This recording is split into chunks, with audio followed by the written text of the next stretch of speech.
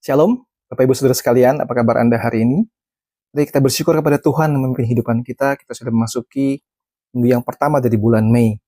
Nengok ke belakang, 4 bulan sudah berlalu, apakah hidup kita penuh dengan ucapan syukur? Meskipun pastinya ada hal-hal yang tidak menyenangkan, yang tidak sesuai dengan keinginan kita.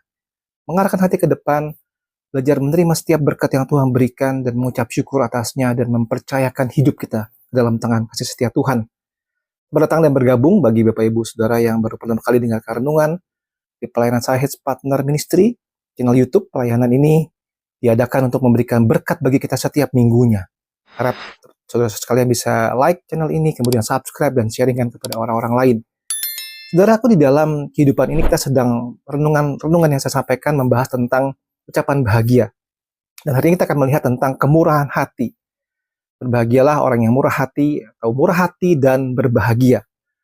Cara mengenai murah hati, apakah ini satu hal yang masih relevan, saudara? Karena kalau kita melihat fenomena di dalam dunia ini, rasanya sudah tidak ada lagi murah hati. Malahan yang ada budaya adalah budaya balas dendam, bukan?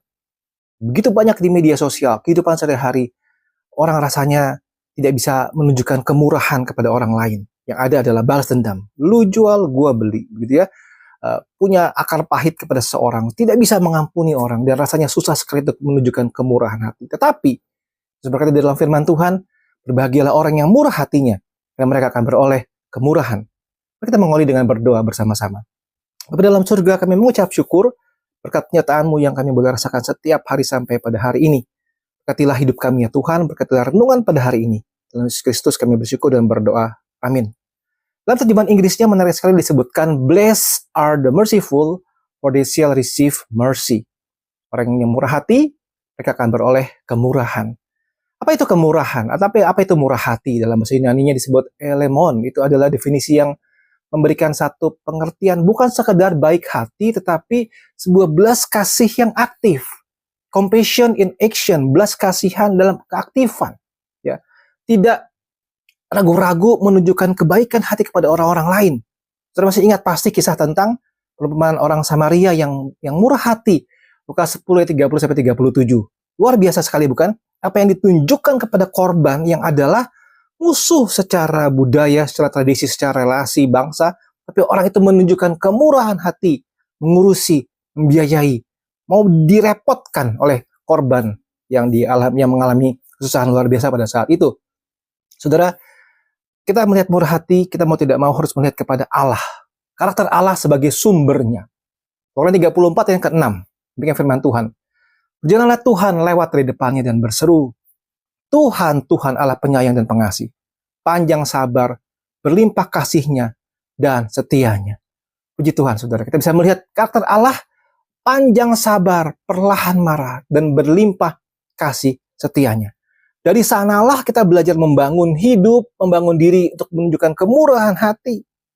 Contoh di Alkitab yang sangat bisa kita ingat adalah Daud. Saudara, dalam 1 Samuel 24 ayat 4-7, saya tampilkan ayatnya, saudara bisa melihat di situ. Saya akan bacakan ayat yang ke-6. Kemudian berdebar-debarlah hati Daud karena ia telah memotong punca Saul. Lalu berkatalah ia kepada orang-orangnya, dijauhkan Tuhanlah kiranya daripadaku untuk melakukan hal yang demikian kepada tuanku, sebab orang yang diurapi Tuhan yang menjamah dia, sebab dialah orang yang diurapi Tuhan. Dan Daud mencegah orang-orangnya dengan perkataan itu, tidak mengizinkan mereka bangkit menyerang Saul. Sementara itu Saul telah bangun, meninggalkan gua itu hendak melanjutkan perjalanannya. Dan singkat cerita adalah Saul terus-menerus mengejar Daud, berkali-kali ingin berusaha membunuh Daud, dan Daud luput, dan ada juga kesempatan berkali-kali Daud bisa balas dendam. Tapi Daud tidak lakukan itu. Daud menyayangi, Daud menunjukkan kemurahan hati kepada Saul.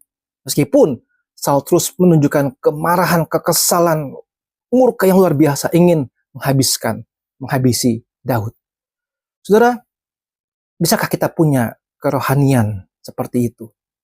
Musuh sudah di tangan kita, tapi kita menunjukkan belas kasihan. Saudara, Yesus Kristus menunjukkan hal yang luar biasa. Waktu dia ditangkap di Taman Getsemani, seorang muridnya menyerang seorang hamba imam besar dan putus telinganya. Kemudian begini, saudara. Lukas 22 ayat 50-51. Dan seorang dari mereka menyerang hamba imam besar sehingga putus telinga kanannya. Dan Yesus berkata, sudahlah itu, Dia menjamah telinga orang itu dan menyembuhkannya. Yesus menyembuhkan telinga musuhnya. Saudara, kalau kita menjadi orang-orang pada waktu itu, kita mungkin berkata, syukur, ya langsung aja potong lagi telinga yang satu. Ya dia orang jahat, Yesus baik kok, ditangkap. Tapi Yesus tidak menunjukkan itu. Dia berkata, sudahlah. Dia menjamah telinga itu dan menyembuhkannya. Dan satu perkara yang luar biasa adalah dia mengampuni orang-orang yang menyalibkan dia. Lukas 23 ayat 34. Yesus berkata, ya Bapa ampunilah mereka, sebab mereka tidak tahu apa yang mereka perbuat. Dan mereka membuang undi untuk membagi pakaian. Di tengah-tengah satu kesakitan, penderitaan yang luar biasa. Biasanya muncul dalam hati kita adalah perasaan yang marah, bukan? Ini tindakan yang tidak adil. Tidak ada dosa, tidak ada kesalahan. Disalah mengerti, difitnah, dianiaya, dan hampir mati karena disalibkan. Di titik itulah biasanya manusia akan keluar aslinya. Kemarahan, kutukan, dan sebagainya. Tetapi Yesus berkata, ya Bapa ampunilah mereka. Mereka tidak tahu apa yang mereka perbuat. Yesus menunjukkan kemurahan hati yang luar biasa yang mengampuni para penyalibnya.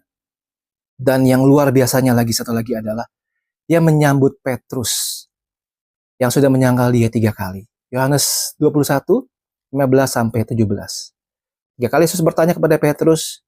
3 kali Petrus menjawab, iya aku mengasihi engkau. Dan 3 kali pula Yesus berkata, gembalakanlah domba-dombaku.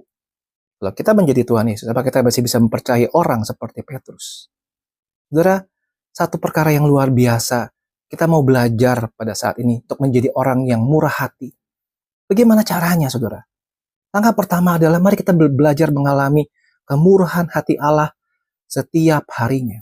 Sebagai sebuah kekuatan untuk kita bisa mengasihi, kekuatan untuk kita bisa menunjukkan kemurahan hati kepada orang lain.